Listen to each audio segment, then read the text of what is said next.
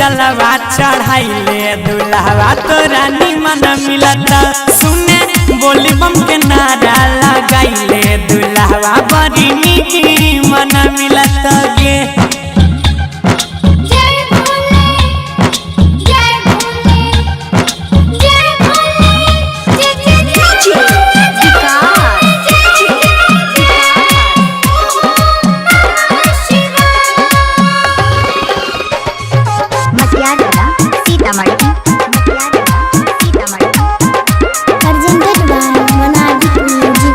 मौका पर मिलता है एक साल बाद के बाबा बुराई देता मन के मुराद के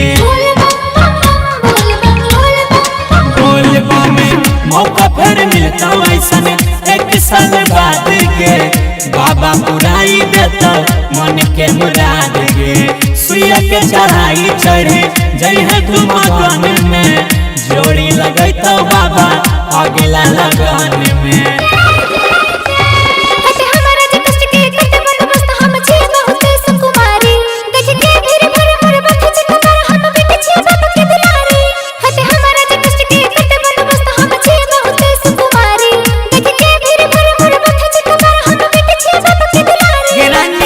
भोला जी पे जलवा चढ़ाइले दुल्हवा बड़ी निमन मिलता सुने बोली बम के नारा लगाइले दुल्हवा बड़ी निमन मिलता गे presented by मोनालिक music.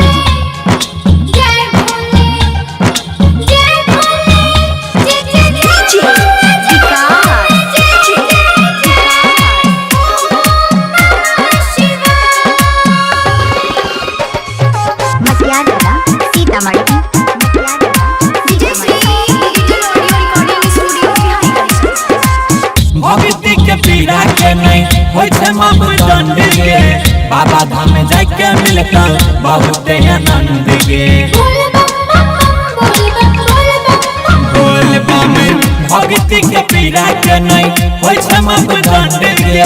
Baba Dham जाके मिलता बहुत आनंद गे सावन में देवा घर के अलग नजारा है जलवा चढ़ावे खातिर जुटल जग सारा है